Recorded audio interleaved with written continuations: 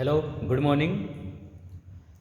आज हम डिस्कस करेंगे एल्केन्स का अपना नेक्स्ट पार्ट, जिसमें बेटा मेन डिस्कस करने हैं हमें केमिकल प्रॉपर्टीज़ और physical properties of the alkene. इसके फर्स्ट लेक्चर में आपने देखा the method of preparation of alkene और एल्केन्स होते क्या हैं।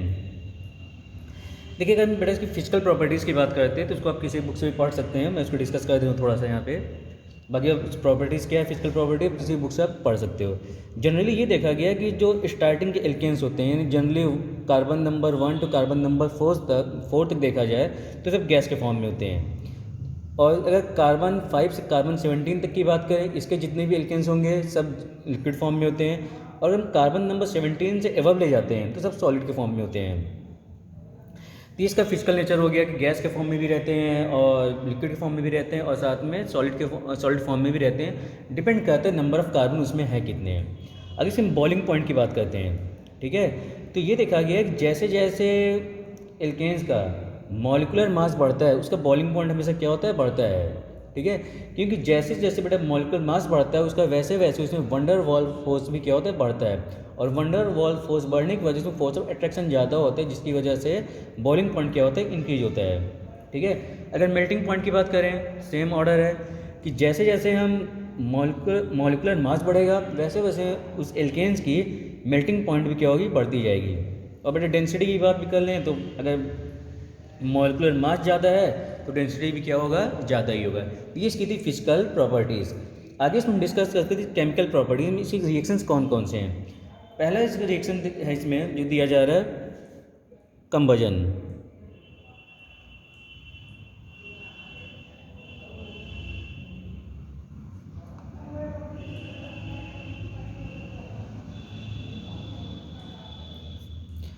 पहला बेटा इसमें दिखा रहा है कंबजन। अब देखिए, कंबजन की बात करते हैं तो यहाँ भी हम देखेंगे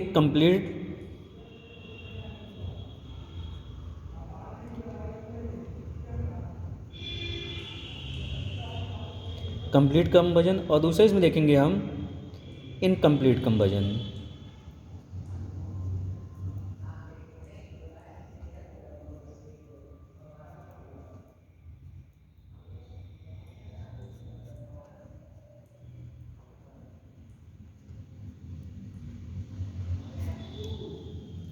कि जनरली क्या होता है, कोई भी एल्केन है, ठीक है, कोई भी एल्केन, जैसे आप सिंपलिस्ट लिख चलते, कोई भी एल्केन है, आप अगर उसको कंप्लीट कंबजन करते हैं, यानी एल्केन कंबजन का मतलब बेटा क्या है, ऑक्सीजन के साथ इसको हीट करना है, ठीक है, उसको जलाना। तो जैसे ही बेटा एल्केन अगर उसको कंप्लीट कंबजन करेंगे तो हमेशा ध्यान रखिएगा, हमेशा इसका जो प्रोडक्ट बनता है वो क्या होता है, CO2 प्लस क्या बनेगा, साथ में वाटर। ठीक है, जबकि अगर हमारा इनकम्प्लीट कंबजन होता है, यानी तब यहाँ क्या होता है, एल्केन प्लस O2। और अगर इनकम्प्लीट कंबजन है तो हमेशा क्या देगा, ये कार्बन प्लस क्या देगा, वाटर वेपर्स। ठीक है, फिर मान लो आपने क्या लिखा है, सिंपली देखो, मान लो आपने लिखा है CH4 प्लस हमने क्या किया, O2, क्या बन जाएगा फिर ये CO2 प्लस 2H2। और जितने भी कंबजन रिएक्शंस होती हैं आप सब लोग जानते हैं कैसी होती है, एक्जोथर्मिक रिएक्शन होती है, यानी यहाँ पे हीट हमेशा क्या होती है, इवॉल्व होती है। ठीक है, सिमिलरली अगर आप यहाँ पे मान लो बेटा आपने क्या लिखा, CH4 प्लस O2 क्या दे देगा फिर ये C प्लस 2H2, तब यहाँ क्या बन जाएगा, कार्बन ब्लैक। ये सिर्फ कंबजन की रिएक्शन थी। इसमें अगला हम देखते हैं जो हमारी रिएक्शन है, controlled oxidation reaction. Controlled oxidation. अब देखो बेटा इसमें क्या होता है, जो एल्केन का हम जो ऑक्सीडेशन कराते हैं तो इसका जो प्रोडक्ट होता है वो टोटली डिपेंड करता है इसकी कैटलिस्ट हम कौन से लेते हैं। डिफरेंट कैटलिस्ट पे अभी प्रोडक्ट भी क्या है, डिफरेंट डिफरेंट बनते हैं। जैसे मान लो आपने क्या लिया, एल्केन सिंपल से लिया, मान लो CH4 मीथेन है और हमने ऑक्सीजन के साथ क्या ऑक्सीडेशन। और यदि हमने कैटलिस्ट यहाँ क्या लिया, कॉपर, उसको जैसे बेटा हाई टेम्परेचर हीट करते हैं लगभग 523 केल्विन और लगभग बेटा 100 ATM पे, तो जो मीथेन होता है कन्वर्ट होता है किसमें, मेथनॉल में। क्या कन्वर्ट हो जाएगा ये CH3OH में। जबकि यही CH4 हमको फिक्स करा दे ऑक्सीडेशन। इस बार हम कैटलिस्ट क्या ले लें यहाँ पे, मोलिब्डेनम ऑक्साइड यानी MO2O3। इसको जैसे ही हीट करते हैं तब यहाँ जो प्रोडक्ट बनता है क्या बनता है, मेथनॉल यानी फॉर्मेल्डिहाइड HCHO प्लस वाटर। ठीक है जी। अब आगे देखिए, जब मान लो बेटा हमने कोई दूसरा एल्किन लिया, दूसरा एल्किन लिए, मान लो इथेन लिया आपने CH3CH3 और उसका हमने फिर क्या कराया, ऑक्सीडेशन। ठीक है, इस बार हम जो कैटलिस्ट के फॉर्म में ले रहे हो क्या ले रहे हैं, मान लीजिए मैग्नीज एसीटेट, CH3C डबल बॉन्डो का होल ट्वाइस और क्या हो गया ये MN, मैग्नीज एसीटेट कन्वर्ट होता है एथनोइक एसिड में, यानी 2CH3C double OH plus H2O। ठीक है, और यहीं पे आप फिर से आगे देखिए, मान लो हमने क्या लिया, एल्केन ही लेते हैं, मान लो क्या लिया 2-मेथिल प्रोपेन यानी CH3 का होल थ्राइस CH। ठीक है, इसका हम क्या करा रहे हैं, ऑक्सीडेशन। क्या करा रहे हैं बेटा, ये सिंबल ऑक्सीडेशन का होता है, और इसमें किसके प्रेजेंस में करा रहे हैं, KMNO4। ती भी कन्वर्ट होता है किसमें, एल्कोहल में, यानी CH3 का होल थ्राइस COH। ठीक है, इसे हम कहते हैं 2-मेथिल प्रोपेन टू ऑल। क्या कहेंगे इसे हम, 2-मेथिल प्रोपेन टू ऑल। तो आप देख रहे हो इसका एल्केन जो ऑक्सीडेशन कराते हैं तो डिफरेंट कैटलिस्ट में आप देख रहे हो आपको डिफरेंट क्या बनते हैं, प्रोडक्ट बनते हैं। इसको आप याद रखिएगा कि कॉपर लेंगे तो एल्कोहल बन रहा है, मैग्नीज ऑक्साइड लेते हैं तो एल्डिहाइड बन रहा है, जबकि हम मैग्नीज एसीटेट लेते हैं तो एसिटिक एसिड बन रहा है, और वही KMNO4 लेते हैं तो फिर किस में कन्वर्ट हो जा रहा है, एल्कोहल में। तो ये कुछ जनरल रिएक्शन थी। आगे इसको हम थर्ड रिएक्शन की बात करते हैं, सब्स्टिट्यूशन रिएक्शन। केमिकल प्रॉपर्टी में इसमें थर्ड रिएक्शन देखते हैं जिसमें हम डिस्कस करेंगे सब्स्टिट्यूशन रिएक्शन, और उसमें भी क्या है, मेन एल्केन में दिया गया है हेलोजिनेशन। तो क्या बेटा होता क्या है कि हम कोई भी एल्केन लेते हैं, ठीक है, और उसका हम कहते हैं halogenation in the presence of sunlight. तो इसमें होता है क्या है कि जो एल्केन का हाइड्रोजन होते हैं, ठीक है, वो हेलोजन से क्या होते हैं, सब्स्टिट्यूट होते हैं, यानी हाइड्रोजन वहाँ से हटेगा और कोई भी हेलोजन वहाँ क्या होगा, ऐड होता है। जैसे मान लीजिए सपोज करिए आपने सिंपल रिएक्शन लेते हैं, मान लो आपने क्या लिया CH4 प्लस हमने क्या कर लिया, मान लीजिए Cl2। ठीक है, और जैसे इसको हम सनलाइट के प्रेजेंस में रखते हैं तो होता क्या है कि यहाँ से जो H है, एल्केन का जो हाइड्रोजन होता है वो क्लोरीन से क्या होता है, सब्स्टिट्यूट हो जाता है। बनेगा क्या फिर आपकी देखिए CH3Cl प्लस क्या हो जाएगा HCl। तो इसे हम क्या कहते हैं, सब्स्टिट्यूशन रिएक्शन। अगर बेटा इसकी हम क्वांटिटी बढ़ा दें, क्लोरीन क्वांटिटी क्या कर दें हम, इसका अमाउंट इंक्रीज कर दें, तो इसके जितने भी हाइड्रोजन है वो धीरे धीरे एक एक करके स्टेप बाय स्टेप क्या करके सबको रिप्लेस कर देता है। मान लो उसका हम दूसरा मॉलिक्यूल ले लें क्लोरीन का, क्या होगा देखिए CH3Cl प्लस Cl2, फिर क्या बन जाएगा ये CH2Cl2।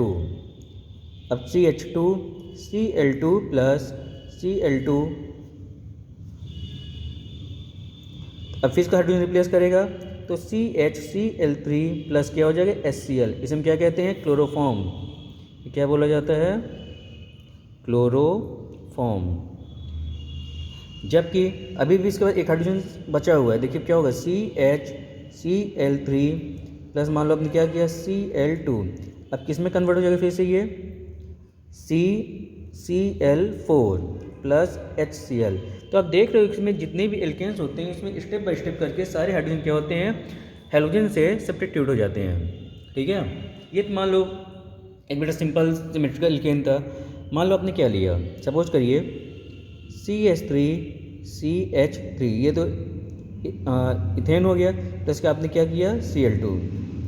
अब इस केस में क्या होता है कि इसके देखिए चाहिए इस हाइड्रोजन की बात करें, चाहिए कार्बन तो इक्विवेलेंट है, तो आप इसमें हाइड्रोजन किसी से भी रिप्लेस कर सकते हो, चाहे इससे चाहे इससे। तो क्या बनेगा, मान लो सपोज करो आपने यहाँ से हाइड्रोजन सब्स्टिट्यूट कर रहे हैं तो क्या बन जाएगा फिर ये CH3CH2Cl प्लस क्या हो जाएगा HCl।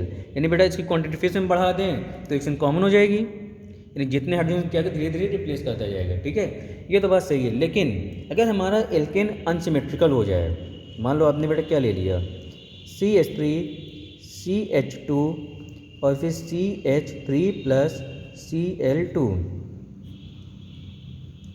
अब इस केस में क्या होगा, आप देखो अगर यहाँ से, तो यहाँ पे जो हाइड्रोजन है वो दोनों 2 टाइप्स के दिख रहे हैं। एक तो ये कार्बन आपका 1 डिग्री, ये कार्बन भी कैसा है 1 डिग्री, लेकिन ये कार्बन कैसा है 2 डिग्री, ठीक है। और 2 डिग्री 1 डिग्री कार्बन होने की वजह से इसका जो हाइड्रोजन नेचर भी क्या है, अलग अलग है। यानी बेटा हाइड्रोजन यहाँ भी सब्स्टिट्यूट हो सकता है और यहाँ भी सब्स्टिट्यूट हो सकता है। अगर सपोज करिए हमने हाइड्रोजन कौन सा लिया 1 डिग्री वाला, तो क्या बनेगा फिर देखिए, CH3 CH2 और CH2 और Cl प्लस, अब 2 डिग्री वाला ले लें तो क्या होगा फिर ये CH3 CH Cl CH3। नहीं, आप देख रहे हो जब आपका अनसिमेट्रिकल एल्केन होता है तो नंबर ऑफ प्रोडक्ट वहाँ क्या होता है, इंक्रीज हो जाते हैं, ठीक है। यानी वहाँ पे एक से ज़्यादा प्रोडक्ट बनते हैं। अब यहाँ पे इसमें बेटा मेजर कौन सा माइनर कौन सा है, तो जनरली जो ये वाला है वो क्या होता है, माइनर होता है, और ये क्या होता है, मेजर होता है। यानी इसकी क्वांटिटी ज़्यादा होगी, इसकी क्वांटिटी क्या होगी, कम होगी। ऐसा होता क्यों है कि जनरली जो इसकी मैकेनिज्म होती है, रिएक्शन मैकेनिज्म होती है, वो होती है फ्री रेडिकल मैकेनिज्म, ठीक है। और ये देखा गया है कि फ्री रेडिकल मैकेनिज्म में, तो ये सब आगे चल के पढ़ेंगे आप, फ्री रेडिकल मैकेनिज्म में जो फ्री रेडिकल की स्टेबिलिटी का ऑर्डर होता है वो क्या होता है, 3 degree free radical, 2 degree free radical और फिर 1 डिग्री फ्री रेडिकल। यानी यहाँ से फ्री रेडिकल देखा जाए तो इससे बनेगा 1 डिग्री फ्री रेडिकल, उससे बनेगा 2 डिग्री फ्री रेडिकल। और जो फ्री रेडिकल ज़्यादा स्टेबल होता है, यानी जो इंटरमीडिएट ज़्यादा स्टेबल होते हैं, उनका प्रोडक्ट हमेशा क्या होता है, ज़्यादा ही बनता है। तो ये आपका 2 डिग्री से बना हुआ है और किससे बना हुआ है, 1 डिग्री से। इसी वजह से बेटा इसका क्वांटिटी हमेशा ज़्यादा होगी, इसकी क्वांटिटी क्या होगी, कम होगी। ये इसका था हेलोजिनेशन रिएक्शन। इसमें हम अगला रिएक्शन देखते हैं, एरोमेटाइजेशन। इसमें बेटा क्या होता है कि अगर कार्बन जो आपके एल्केन है, ठीक है, उसमें कार्बन जनरली 6 या 6 से ज़्यादा है, ठीक है। उसको जब हम हीट करते हैं एट हाई टेम्परेचर पे और in the presence of catalyst such as oxides of vanadium या मॉलिब्डेनम या क्रोमियम, तो हमेशा कन्वर्ट होता है किसमें, एरोमेटिक कंपाउंड में। जैसे मान लो सपोज करो आपने क्या लिया, नॉर्मल हेक्सेन, यानी NC6H14 नॉर्मल हेक्सेन हो गया, ठीक है। अगर इसको हम क्या करें, हीट करें, हाई टेम्परेचर को हीट किया जाता है, और जो कैटलिस्ट आप लेते हो, ले सकते हो आप ऑक्साइड्स ऑफ क्रोमियम है, यानी क्रोमियम ऑक्साइड Cr2O3, या आप ले सकते हैं वेनेडियम पेंटॉक्साइड V2O5, या बेटा आप ले सकते हो मॉलिब्डेनम ऑक्साइड यानी MO2O3, ठीक है। इसमें कोई भी कैटलिस्ट यूज कर सकते हैं। तो 6 कार्बन है तो किस में कन्वर्ट हो जाएगा, ये एरोमेटिक क्या बनेगा 6 कार्बन का, बेंजीन, यानी किस में कन्वर्ट हो जाएगा फिर, ये बेंजीन में। इसे हम क्या कहते हैं, बेंजीन होता है। इसका जो फॉर्मूला होता है C6H6 होता है, ठीक है। इसका नाम क्या है, बेंजीन, और साथ में क्या देगा ये, हाइड्रोजन, ठीक है। जबकि हम 7 कार्बन ले लें, NC7H16, सब कुछ सेम चीज़ है, तो ये कन्वर्ट होता है टॉलिन में, CH3 से हम क्या कहते हैं, टॉलिन बोला जाता है। यानी बेंजीन रिंग पे क्या अटैच होता है, एक मैथिल ग्रुप। इसे हम क्या कहते हैं, एरोमेटाइजेशन कहते हैं। और इसके लिए सबसे नेसेसरी कंडीशन है कि जो कार्बन है कम से कम 6 तो होने ही चाहिए। ये इसके बेटे कुछ जनरल रिएक्शंस थे। इसमें एक सिंपल रिएक्शन और देख लीजिए कि अगर जैसे हम मीथेन है उसका हम रिएक्शन कराते हैं स्टीम के साथ, यानी क्या ले लें, इसमें हम लास्ट रिएक्शन है रिएक्शन विद स्टीम। इसमें क्या होता है, जब मान लो आपने एल्केन लिया CH4 प्लस आपने क्या लिया, वाटर लिया, ठीक है, और इसके बाद जैसे हीट करते हैं in the presence of nickel, convert होता है ये CO प्लस हाइड्रोजन में, ठीक है। तो इसकी लास्ट रिएक्शन थी रिएक्शन विद स्टीम।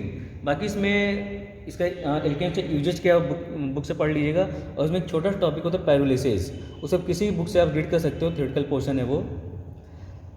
इतना हमें जानना था एल्केन के बारे में। बाकी इसमें हमें अभी 2 हाइड्रोकार्बन्स और डिस्कस करना है, एल्कीन्स और एल्काइंस। Thank you.